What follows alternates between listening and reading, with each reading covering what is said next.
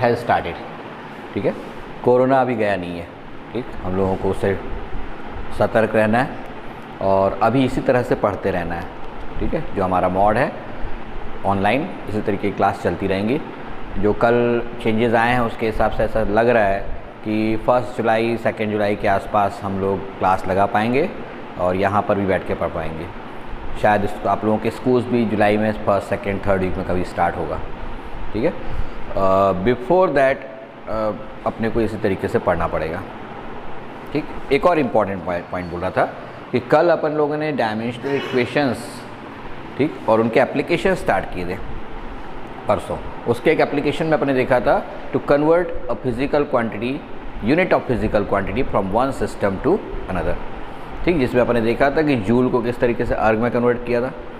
ठीक है, हमने ये भी देखा था किस तरीके से न्यूटन और डाइन के बीच में रिलेशनशिप निकाली थी। ठीक, हमने ये भी फाइंड आउट किया था किस तरीके से किलोमीटर पर आवर को मीटर पर सेकंड में चेंज करेंगे। ठीक है, सरफेस टेंशन की वैल्यू भी देखे थे किस तरीके से अपने 100 डाइन पर सेंटीमीटर को न्यूटन पर मीटर में कन्वर्ट करने के अलावा मैंने एफपीएस सिस्टम में बोला था आपको सॉल्व करने के लिए। पता नहीं आप लोगों में से कितने लोगों ने सॉल्व किया। ये एफपीएस में करे थे तो उसको एमकेएस में करने के लिए बताया था। ठीक, आप लोगों ने किया होगा। ठीक है, तो मुझे उसका आंसर जो है वो टाइप कर देंगे जो भी आया होगा। ठीक है, अब अपन इसके बाद स्टार्ट कर रहे हैं कुछ और एप्लीकेशन इसके। उनमें से एक एप्लीकेशन है, ठीक है, जो क्या है कि कई बार अपने को ये बहुत इंपॉर्टेंट इसलिए है क्योंकि जनरली कॉम्पिटिटिव एग्जाम्स में इसी टाइप का क्वेश्चन आता है जो अपन पढ़ने जा रहे हैं अब। ठीक है, ठीक, ये पूछा हुआ था AIPMT 2014 में। ये क्वेश्चन नंबर 2 जो लिखा हुआ है ये पूछा गया था JEE 2019 में, 2019 में। ठीक है, और ये बीच में जो दिया हुआ है, ठीक, जो मैं कराऊंगा अभी आप लोगों को, ये IIT में एडवांस से पूछा गया। मतलब हर एग्ज़ाम्स में जनरली इस चैप्टर के जो क्वेश्चन आते हैं वो इसी टाइप के होते हैं जो अपन अब करने जा रहे हैं। ये क्वेश्चन क्या है देखें।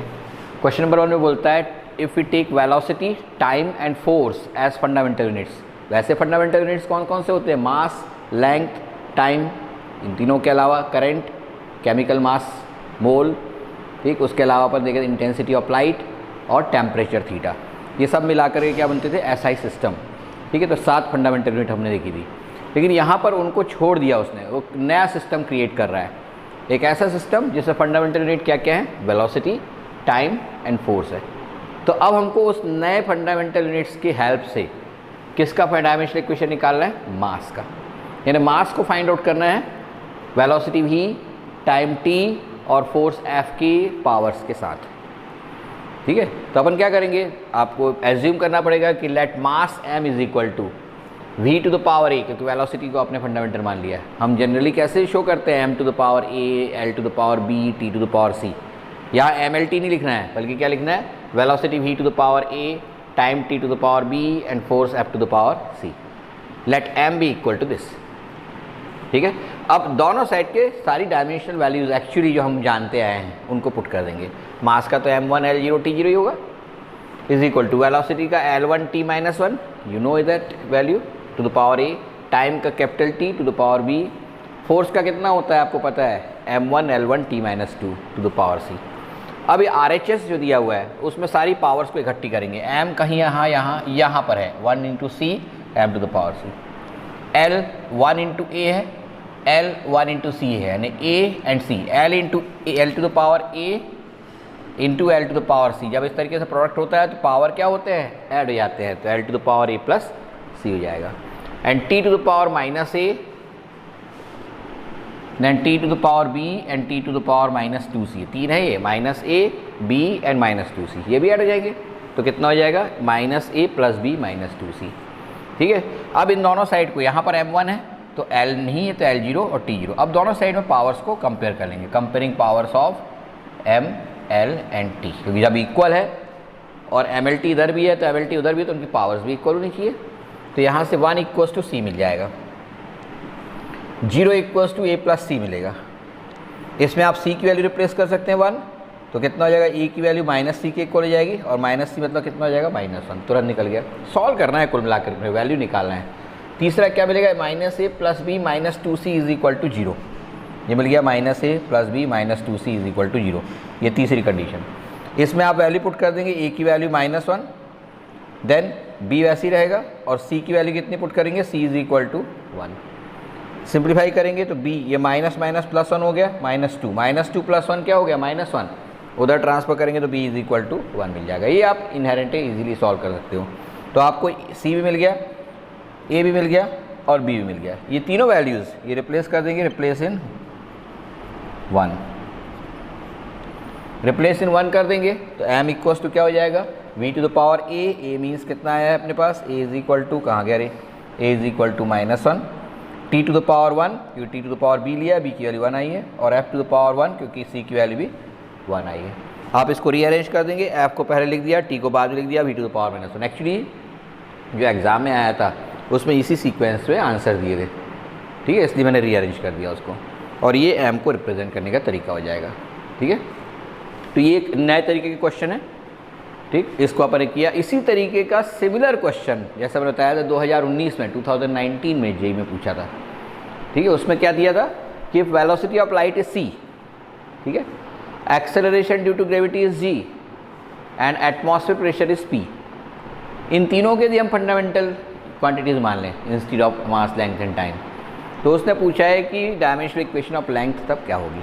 यहाँ पूछा था डायमेंशनल इक्वेशन ऑफ मास और यहाँ पूछा है डायमेंशनल इक्वेशन ऑफ लेंथ। फिर वही बिल्कुल स्टेप्स सिमिलर रहेंगे। लेट l इक्वल्स टू या l to the power 1 equals to c to the power a, g to the power b and p to the power c, ठीक है। Then but dimensional equation of c is c क्या है, speed of light, और speed का कितना होता है lt -1। g gravitational acceleration, acceleration का कितना होता है lt -2। और third one is force, sorry pressure, और प्रेशर का क्या होता है, pressure equals to F upon A, force upon area. उसको सॉल्व करेंगे तो m1 l -1 t -2 आ जाएगा, ठीक है। ये तीनों वैल्यू c, g और p की किस में रिप्लेस कर देंगे, 1 में, ठीक है। 1 में जब रिप्लेस कर देंगे तो कितना मिल जाएगा अपने को, m0 l1 t0, जो नहीं था उनकी पावर 0 लिख दिया हमने, इक्वल्स टू, यहाँ वैल्यू पुट कर दिया lt -1 to the power a, यहाँ रिप्लेस कर दिया lt -2, यहाँ p की वैल्यू m1 l -1 t -2। फिर उसी तरीके से सबको अलग अलग करना है। कैसे, m की पावर यहाँ कहीं नहीं, यहाँ सिर्फ m to the power c है, l to the power a, l to the power b और l to the power -c मैंने इकट्ठा लिख लिया हूँ, a plus b minus c। फिर t to the power -a, t to the power -2b और t to the power -2c, इसको भी एक साथ ले लिया। फिर कंपेयर कर देंगे दोनों साइड को, पावर्स को, तो 0 इक्वल्स टू c हो जाएगा, तुरंत आ गया एक value. 1 equals to a plus b minus c हो जाएगा, उसमें हम c की वैल्यू 0 पुट कर देंगे तो a plus b is equal to 1 आ जाएगा। फिर -a -2b -2c is equal to 0 है, उसमें भी c की वैल्यू 0 पुट कर देंगे तो -a -2b is equal to 0 आ जाएगा। ये दो इक्वेशन जो मिले हुए हैं, एक में प्लस a है और दूसरे में माइनस a है, तो ऐड कर देना चाहिए उनको। तो ऐड कर देंगे तो b और -2b कितना बचेगा, -b, तो -b की वैल्यू कितनी आ जाएगी, 1 आ जाएगी, b की वैल्यू इससे -1 मिल गई। फिर रिप्लेस कर देंगे 3 में, ठीक है, तो a की वैल्यू 1 और b की वैल्यू -1 इक्वल्स टू 1, तो a इज इक्वल टू 2 मिल जाएगा। अब आपको c मिल गया, आपको b मिल गया और आपको a मिल गया। इन सबको रिप्लेस कर देंगे 2, 3 और 4 से, किसमें, 1 में, तो l equals to a power 2 आया है तो c square, g to the power b -1 आया है और p to the power c 0 आया है, तो क्या हो जाएगा, c स्क्वायर इंटू g -1। उसने इस फॉर्मेट में दिया c square upon g exam में, तो c square upon g, c cube upon g, c upon g square, इस टाइप के 4 ऑप्शन दिए हैं, ठीक है। तो आपको उसमें से पहचानना है। ये दूसरा सवाल हो गया, ठीक है। उम्मीद है दोनों सवाल समझ में आ गए होंगे। तो इससे थोड़ा एक लेवल और ऊपर चलेंगे, जो IIT में पूछा हुआ था, ठीक है। इतना भी टफ नहीं है, लेकिन अपन उसको करने की कोशिश करेंगे। ये कोई टफ नहीं है, ठीक, पहली बार आप लोग इसको कर रहे हो। Everything which comes to you first time it appear slightly difficult, क्योंकि एकदम से आप उसको एब्जॉर्ब नहीं कर पाते, लेकिन 1 या 2 या 3 क्वेश्चन करोगे सब बनने लगेंगे आपको, ठीक है। तो अब ये तीसरा क्वेश्चन मैं देखने जा रहा हूँ। ये फर्स्ट क्वेश्चन मैं मिटा देता हूँ ताकि इसकी जो जगह मिलेगी उस जगह में उस पूरे क्वेश्चन को कर सकेंगे अपन, ठीक। इसका फ़ोटो तो नहीं लेना है, इसका एक फ़ोटो लेकर रख लो, क्योंकि मैं इसको फिर बाद में शेयर कर दूँगा, ठीक है। समझिए, में बोलता है कि if unit of force is kilo newton, KN means kilo newton, then unit of length is kilometres, ठीक है, and unit of time is second, 100 second, instead of 1 second 100 second है वो। तो what will be unit of mass, ये पूछा है, यानी KG नहीं रहेगी। अब केजी की जगह हो सकता है 10⁵ kg आए, हो सकता है 10⁵ kg आए, लाइक दैट। ठीक, तो अपने को पता लगाना है कितनी आ रही है वो। ठीक है, तो अब अपन स्टार्ट कर रहे हैं इसको सॉल्व करना। सबसे पहले आपको मास को किसके हेल्प से निकालना है, फोर्स, लेंथ और टाइम। तो अपन क्या मान लेंगे, let mass m equals to force to the power a, length to the power b, t to the power c, जैसे इसको अपन करते आए हैं यूजुअली। ठीक है, अब इनमें डायमेंशनल वैल्यू पुट करेंगे। m की डायमेंशनल इक्वेशन तो m टू द पावर 1 यही रहेगा। फोर्स का कितना होता है, mlt minus 2 to the power a हो जाएगा। l लेंथ है तो लेंथ का l to the power b, और t टाइम ही है तो t to the power c। इकट्ठा करेंगे तो m to the power a बचेगा, l to the power a plus b हो जाएगा, और t to the power minus 2a plus c हो जाएगा, is equal to m to the power 1, l to the power 0, t to the power 0। Compare कर देंगे, comparing, तो a equals to 1 मिल जाएगा, equation 2, ये इक्वेशन 1 दिया है। फिर 0 equals to a plus b है, a की वैल्यू 1 पुट करेंगे तो b की वैल्यू -1 आ जाएगी। फिर -2a plus c is equal to भी 0 है, तो c इज इक्वल टू 2a आ जाएगा, यानी कितना हो जाएगा 2। ये 4, कितना easy, from 2, 3 and 4 replace in 1। तो m to the power 1 is equal to f to the power a means 1, l to the power b means -1, t to the power c means 2, या f(t²) अपॉन l, ये m है। अब इन सब को जब dimensional equation निकल गया अपने को किसकी टर्म में, f, l और t की टर्म में, इनकी जो बेसिक फंडामेंटल यूनिट्स हैं वो सीधा लिख देंगे। ठीक है, जैसे आपको क्या दिया, फोर्स की किलो न्यूटन दी है, kilo newton means 10 to the power 3 newton. t कितना दिया है, टाइम 100 सेकेंड, तो 100 to the power 2। l length कितनी दी है, 1 kilometre means 10 to the power 3। Simple, ये दोनों हो जाएंगे कैंसिल, तो कितना हो जाएगा 10 टू द पावर 4। तो m के लिए 10 टू द पावर 4 kg ये ऑप्शन रहेगा। ठीक है, तो what will be unit of mass बोला है उसने, तो unit of mass will be 10 to the power 4 kg, 1 kg का 10 टू द पावर 4 kg हो जाएगा वो। ठीक है, ये बहुत अच्छे क्वेश्चन है क्योंकि इसमें 2 पार्ट में सॉल्व है। पहले तो आपको डायमेंशनल इक्वेशन निकालना होगा नए फंडामेंटल यूनिट लेकर के, और फिर उसमें वैल्यूज़ को सीधे रिप्लेस कर देंगे जो उसने उसकी उन फंडामेंटल यूनिट की बेसिक वैल्यू बोला हुआ है। जैसे उसने बताया कि फोर्स को हम न्यूटन में नहीं नाप रहे हैं, आप किलो न्यूटन नाप रहे हैं। Kilo newton means 1 kilo newton means 10 to the power 3 newtons. ठीक है, सिमिलरली आप टाइम को सेकंड में नहीं नाप रहे हैं, 100 सेकंड में ले रहे हैं तो 100 का स्क्वायर लेंगे, और अपॉन लेंथ को मीटर्स में नहीं ले रहे हैं, 1 किलोमीटर ले रहे हैं तो 1 किलोमीटर को 1000 मीटर कर देंगे, और इस तरीके से सॉल्व करके निकालेंगे तो m के लिए 10 टू द पावर 4 kg आ जाएगी। आ गया, तो ये क्वेश्चन नंबर 3 है, बहुत अच्छा क्वेश्चन है, ये IIT में आया था। ठीक है, तो इसको तीनों को आप देख चुके हो, बिल्कुल 3 अलग अलग एग्जाम में आए हुए क्वेश्चन है, एक AIPMT में आया था, एक JEE में, और एक तीसरा IIT में। लेकिन आप देख रहे हो सब एक ही प्रॉपर्टी पर है, एक ही तरीके के हैं। ठीक है, आज थोड़ी सी आप लोगों को स्क्रीन में कुछ प्रॉब्लम आ रही होगी शायद, मे बी, इसलिए क्योंकि हमारे एंड से आज जो नेट है वो उतनी स्पीड वाला नहीं है। ठीक है ना, तो जो ऑप्टिकल फाइबर हम यूज़ करते थे आज किसी कारण से कट हो गया है, वो कहीं ब्रेक हो गया है, तो इसलिए हम सिंपल नेटवर्क यूज़ कर रहे हैं, और इसलिए थोड़ा सा हो सकता है कि ब्लर आ रहा हो, आपको थोड़ा ध्यान देना पड़ेगा। जिसको इसको ठीक से नहीं दिखाई दे रहा होगा, ठीक है ना, तो उनको मैं पहले बता चुका हूँ कि YouTube पर हम लोग अपलोड करते जा रहे हैं सारे वीडियोज़ को, अभी करते जाएंगे पहले यूनिट, लेकिन सेकेंड यूनिट के बाद हम नहीं करेंगे। सेकेंड यूनिट के बाद हम दूसरे या तीसरे दिन उसको अपलोड करेंगे। ठीक है, ताकि फ़ायदा वो लोग उठा सके जो गूगल मीट पर हैं। ठीक है, बाकी लोगों को मिले लेकिन बाद में मिले वो। ठीक, तो ये तीसरा क्वेश्चन हो गया है। अब इसके दूसरे क्वेश्चन को मैं मिटा रहा हूँ, इसको गायब कर रहा हूँ, इसकी जगह एक और चौथा क्वेश्चन जो है एप्लीकेशन बोल सकते हैं अपन, उसको देखना है। ये डायमेंशनल इक्वेशन का एक और एप्लीकेशन है, to verify a physical equation. ठीक है, कोई इक्वेशन है उसको यदि अपन वेरीफाई करना चाहते हैं उसके लिए हम इसका यूज़ कर सकते हैं। ठीक ना, इसका यूज़ है एप्लीकेशन नंबर 2।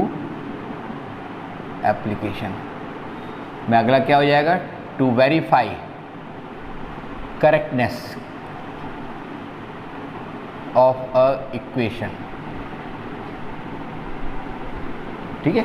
जैसे आपको उसने बोल दिया कि एक इक्वेशन है v is equal to u plus A t, जहाँ u इनिशियल वेलोसिटी है, v is final velocity, a is acceleration in time is t, then find out whether this equation is correct or not. ठीक है, तो इसमें कुछ rules होते हैं, उन रूल्स को अपन फॉलो करेंगे। रूल नंबर 1, टू क्वांटिटी या two physical quantities can be added, subtracted or equated only when they are dimensionally same। इसका मतलब जानते हो, 1 kg में आप ग्राम को ऐड कर सकते हैं क्योंकि दोनों यूनिट में किसकी है, मास की है। लेकिन कोई बोल दे 1 kg plus 4 litre equals to, तो नहीं कर सकते, एक मास है और दूसरा वॉल्यूम है। ठीक है, तो आप एक ही फंडामेंटल, एक ही उसका यदि सबका क्या चीज़ हो, when their dimensions are same, तभी आप उसको ऐड कर सकते हो, सब्सट्रैक्ट कर सकते हो या इक्वेट कर सकते हो। यह पहला रूल है। ठीक, दूसरा रूल, एडिशन,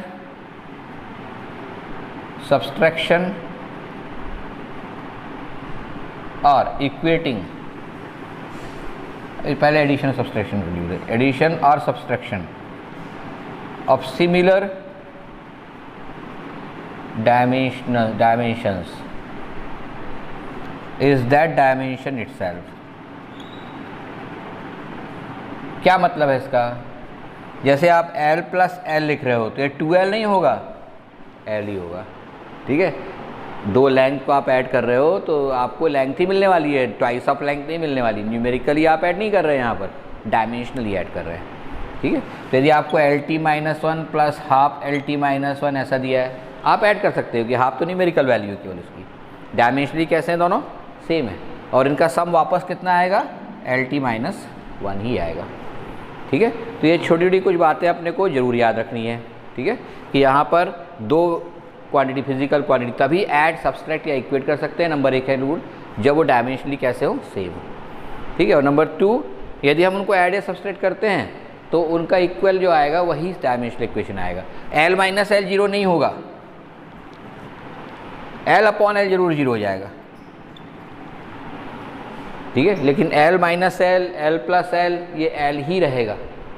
ठीक है, ये दूसरा इंपॉर्टेंट रूल है। ठीक, और इन 2 रूल्स को यूज़ करके अपन इनको सबको सॉल्व करेंगे।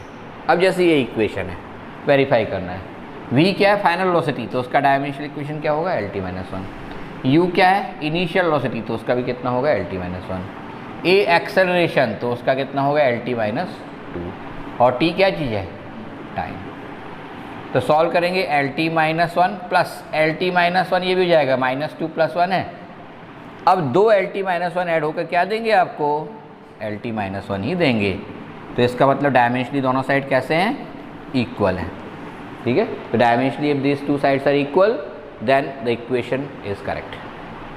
ठीक है, तो इस तरीके से ये इक्वेशन करेक्ट है, वेरीफाई हो गया। ठीक है, डायमेंशनली कैसे है दोनों, dimensionally they are same, hence equation is correct. अब मैं एक और क्वेश्चन आपको समझा रहा हूँ। यदि आपको t is equal to 2 pi √L/g, ये बहुत पॉपुलर इक्वेशन है। इसके बाद हम इसको वेरीफाई करने के बाद इसको हम निकालेंगे भी। ठीक है, इसको ऑब्टेन भी करेंगे using dimensional method.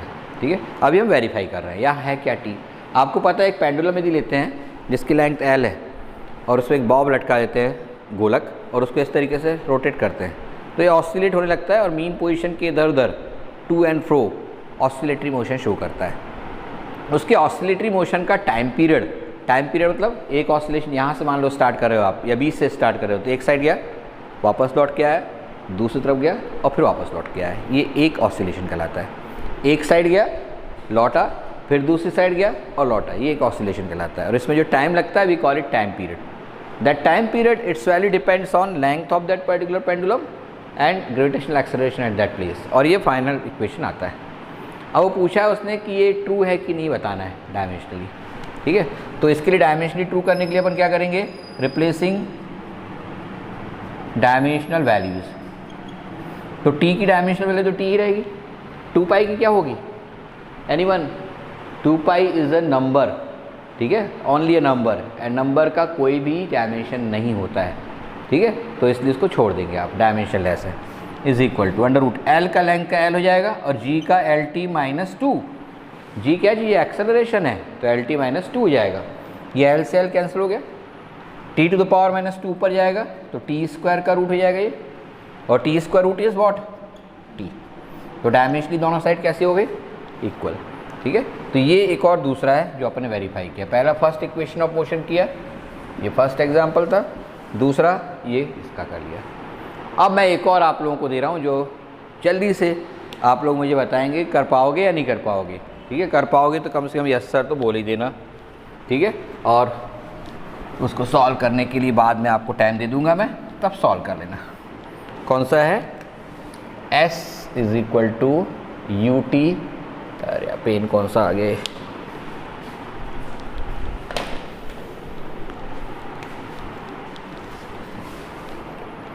S is equal to U T plus half A T square. S क्या चीज़ है?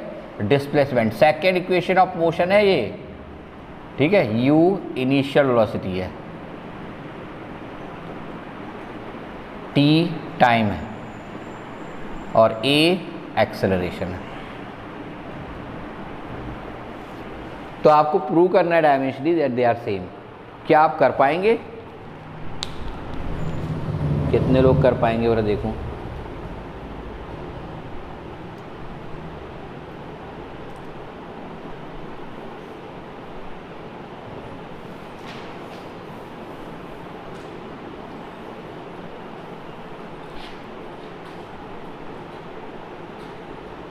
गुड। मेरे मैसेज टाइप करने के पहले ही बहुत सारे लोगों ने बोल दिया कि वो कर सकेंगे, ठीक है, कम से कम 9, 10, 11। अच्छा लगा देख करके, वेरी गुड, ठीक। यदि आप कर पाएंगे तो बहुत अच्छी बात है ना। इसके बाद एक और तीसरा इक्वेशन जो आता है उसको भी आप लोग करके देखोगे, यू स्क्वायर प्लस 2s। ये सबसे सस्ता एप्लीकेशन है, इसमें हमको कुछ नहीं करना रहता है। दोनों साइड को डायमेंशनल वैल्यू रखो, दोनों साइड डायमेंशनली सेम आ गया, इसका मतलब वो करेक्ट है, ठीक है। लेकिन यदि आपको एक इक्वेशन दे दिया जो ये है, v is equal to under root of 2at plus S T to the power minus 2, और बोल दिया कि पता लगाओ कि डायमेंशनली सेम है क्या ये, ठीक है। क्या क्या दिया हुआ है अपने को? a एक्सेलरेशन है, t टाइम है, और s डिस्प्लेसमेंट है, और v वेलोसिटी है। तो whether this equation is correct और नॉट, क्या दिया? v is equal to under root 2at plus S T to the power minus 2, ठीक है। तो अब इसको मैं वेरीफाई करके दिखा देता हूँ सही है कि गलत है ये, ठीक है।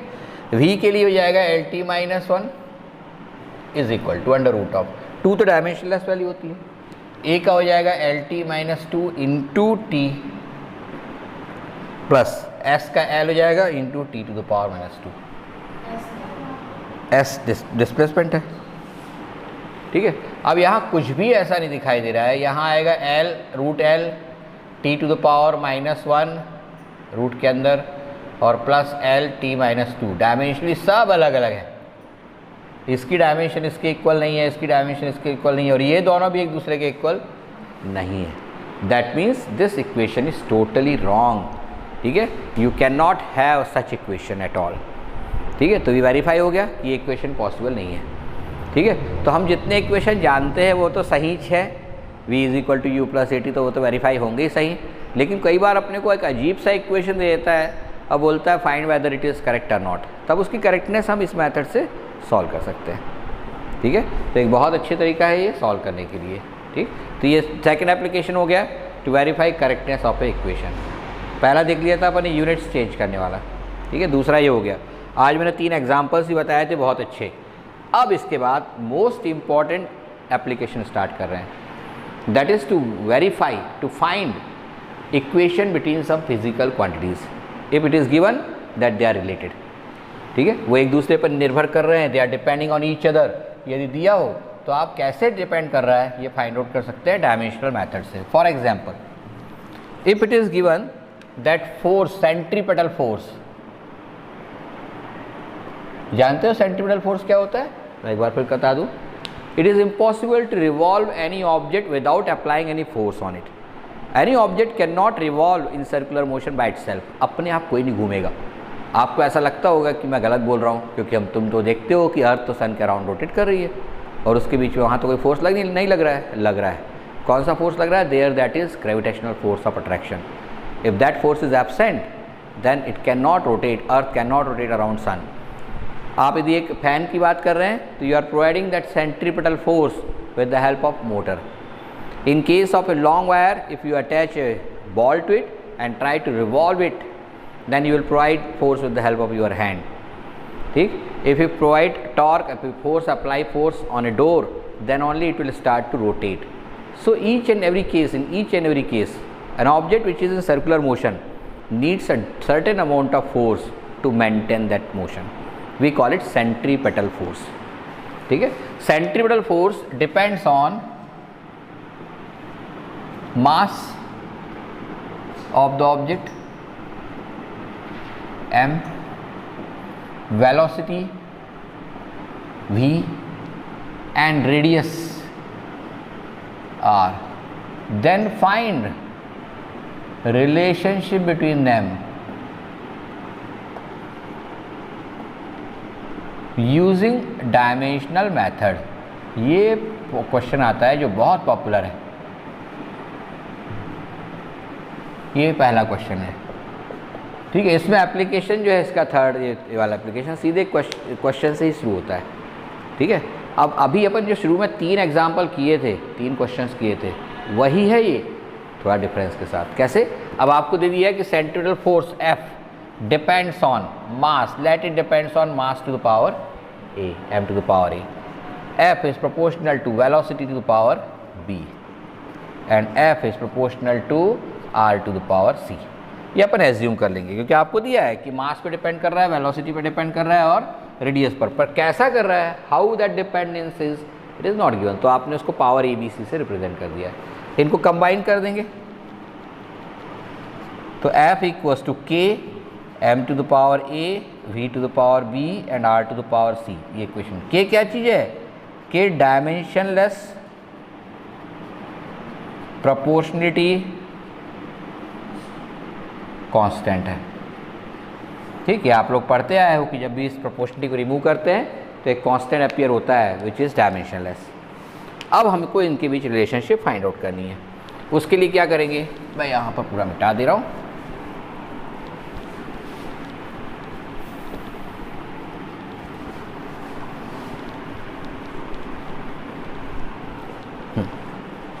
कैसे शुरू करेंगे? इसमें अपन डायमेंशनल इक्वेशन लिखेंगे। Dimensional equation of F is MLT minus 2। Dimensional equation of M is m to the power 1 mass के लिए। Dimensional equation of V velocity is LT minus 1। Dimensional equation of R radius is only length, क्योंकि length ही होगी वो। ठीक है, इनको सबको रिप्लेस कर देंगे किसमें? Replace in 1। तो F कितना हो जाएगा? MLT माइनस 2, के डायमेंशनलेस है। ठीक है, फिर उसके बाद m to the power A हो जाएगा, then LT minus 1 to the power B, then L to the power C। अब फिर पावर्स को इकट्ठा करेंगे अपन। कैसे करेंगे? m टू द पावर यहाँ सिर्फ एक ही है, m to the power A। L to the power कितना है? B प्लस C और T to the power minus B। तो ये जाएगा equal to m to the power 1, L to the power 1, T to the power minus 2। अब compare कर देंगे दोनों साइड को। ये तो ईजी है। अभी इसके पहले आज फर्स्ट, सेकेंड और थर्ड तीनों क्वेश्चन में ऐसे किए थे अपन ने। तो A इज इक्वल टू कितना हो जाएगा? 1, इक्वेशन 2 हो गया। B plus C is equal to 1, 3 हो गया। और minus B is equal to minus 2 implies B is equal to 2, ये 4 हो गया। 4 से 1 में 3 में रिप्लेस कर देंगे, उससे C निकल जाएगी। ठीक, रिप्लेस इन 3। तो क्या मिलेगा? B की या 2 रखेंगे, धन C बराबर 1, तो C is equal to minus 1। ये जो वैल्यू मिली है 2, 4 एंड 5 से, फ्रॉम 2, 4 एंड 5 रिप्लेस इन 1, तो 1 में रिप्लेस कर देंगे यहाँ पर, तो क्या आ जाएगी value, f equals to k m to the power a v to the power b means कितना आया हुआ है, b मीन्स 2 और r to the power minus 1। Simplify करेंगे तो will write it like this, m v square upon r। और एक correct relationship है, बाद में अपन देखेंगे कि k की वैल्यू 1 हो जाती है जब ऐसा ही सिस्टम है, तो f is equal to F V square upon R आता है। तो इस तरीके से हम डिराइव कर सकते हैं इक्वेशंस को। It is given to us that physical quantity depends on some other physical quantities, then we can derive an equation relating all of them. ठीक है, तो ये पहला ने क्वेश्चन लिख लिया है। क्वेश्चन था if centripetal force depends on, centripetal force F depends on mass of the object m, velocity v and radius r, then find relationship between them using dimensional method। ये क्वेश्चन रहेगा। ठीक है, तो इसका क्वेश्चन का solution कहाँ से करेंगे, फिर से मैं रिपीट कर दूँ। कुछ क्वेश्चन है यश शर्मा का। यस, बहुत सारे कांस्टेंट्स डायमेंशनलेस नहीं होते हैं। ठीक, और जब डायमेंशनलेस नहीं होंगे तब ऐसे इक्वेशंस हम डिराइव नहीं कर पाएंगे इस मेथड से, जैसे f is equal to G m1 m2 upon R square. ठीक, उसमें तो हम दोनों मास के बीच में डिफरेंशिएट भी नहीं कर सकते, पहला ही मास m1 है, दूसरा m2, दोनों के तो डायमेंशनल इक्वेशन कैपिटल M है। तो ऐसे बहुत से हैं जो हम नहीं कर सकते भाई, लेकिन बहुत से हैं जो कर सकते हैं। हम वही कर रहे हैं सॉल्व जिनको हम डायमेंशनली ऑब्टेन कर सकते हैं। ठीक है, उन्हीं को हम कर रहे हैं। जहाँ पर भी डायमेंशनलेस कांस्टेंट नहीं होंगे, कैपिटल G हुआ, 1/4 पाई एप्सिलॉन नॉट, हम देखेंगे बाद में क्या होता है, mu 0 mu R, magnetic permeability. ठीक है, जब ये सब चीज़ें आती हैं तो वो डायमेंशनलेस नहीं होती हैं, H प्लैंक्स कांस्टेंट, तो उस केस में हम उस इक्वेशन को वेरीफाई नहीं कर सकते। ठीक है, यहाँ हम ऐसे फिजिकल इक्वेशंस दे रहे हैं जिनमें कांस्टेंट जो आता है प्रोपोर्शनली कांस्टेंट वो डायमेंशनलेस है। ठीक है, और उनमें से ये पहला क्वेश्चन मैंने कर दिया। आगे यह समझ में ये बात,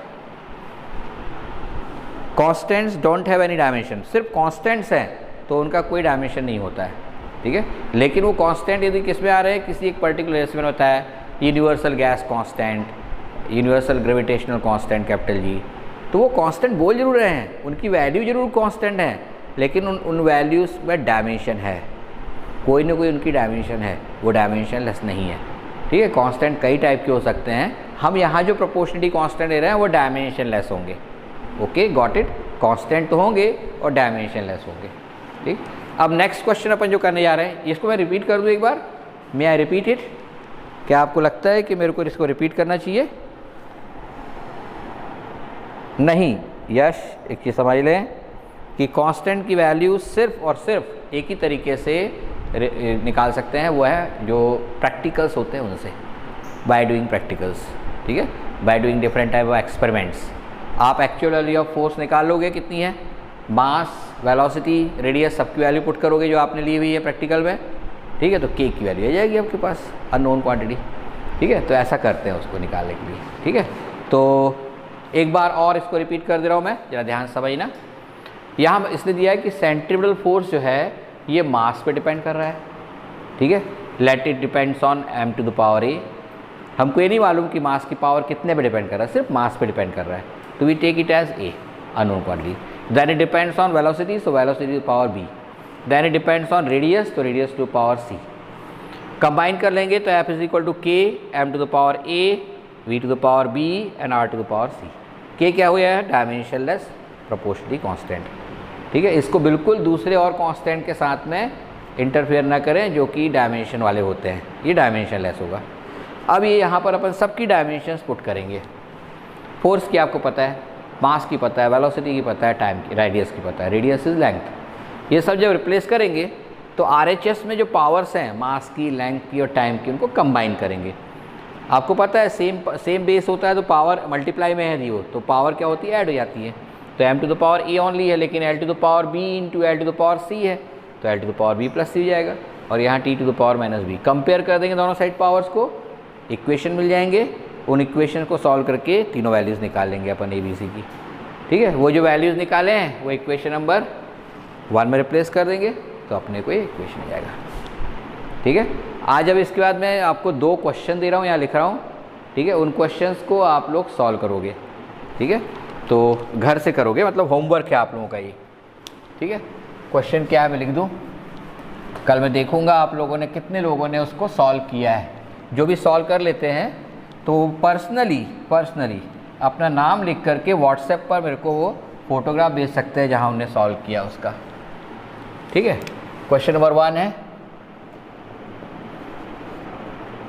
if time period of a pendulum, that is capital T, depends on mass of bob, capital M, length of pendulum, small l, and gravitational acceleration G, then find relationship between them using dimensional analysis method। एक तो ये question है, और question number 2 है, if atmospheric pressure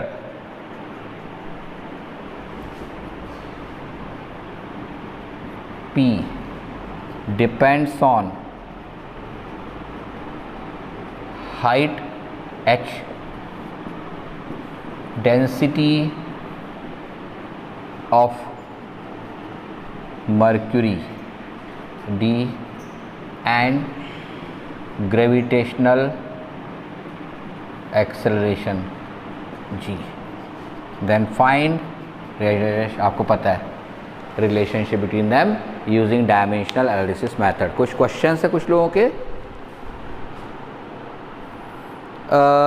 हाँ, ये अंजलि का एक क्वेश्चन है, how we know that which constant is dimensionless are having dimension. बहुत सिंपल सा तरीका है उसका पता लगाने का। ठीक है, आपको पता है कि जो इक्वेशंस दोनों साइड बैलेंस नहीं हो रहे हैं, ठीक, आपको पता चल चुका है प्रैक्टिकल से, जैसे कि आप बोलें न्यूटन्स लॉ, उसमें पता था कि force is directly proportional to product of their masses and force is inversely proportional to square of minimum distance between them. लेकिन जब उनको अपन प्रोपोर्शनली को रिमूव करके के को लगा देते हैं, F is equal to k m1 m2 upon r square, तो you find that dimensionally both sides are not equal. तो आपको पता है कि practically f is equal to k m1 m2 upon r square true है, but dimensionally यदि हम k को डायमेंशनलेस मान लें तो दोनों इक्वल नहीं है, दोनों साइड इक्वल नहीं है, तो मतलब वेरीफाई नहीं हो रहा है वो। तो सर्टेनली उस समय k को इस तरह से लेना होगा, k की डायमेंशन कि वो f into R square upon m1 m2 हो जाए। ठीक है, यानी आप उसको इस तरीके से डिराइव करेंगे। लेकिन कई बार ऐसा होता है, जैसे अभी अपन ने देखा था क्वेश्चन में, कि ये वाले क्वेश्चन में अब यदि अपन सबकी डायमेंशंस पुट करेंगे, f की, m की, v की, r की, तो आपको पता चलेगा कि जो k की डायमेंशन है वो m0 l0 t0 मिल रही है। ठीक है, तब उसमें ज़रूरत नहीं पड़ेगी अपने को, डायमेंशनलेस हो जाएगी वो। ठीक है, तो practically we try to find its value. ठीक है, फाइंड द डायमेंशंस। ठीक, वैल्यूज़ भी उसी तरीके से फाइंड आउट करते हैं, डायमेंशन भी। ठीक है, अब ये 2 क्वेश्चंस है, क्वेश्चन नंबर 1 और क्वेश्चन नंबर 2। ठीक है, ये आपके लिए होमवर्क है। ठीक है, जो आप लोग करोगे। 2 मिनट और मुझे बात करनी, इधर वाला बंद कर देना भैया, राणा इसको। तो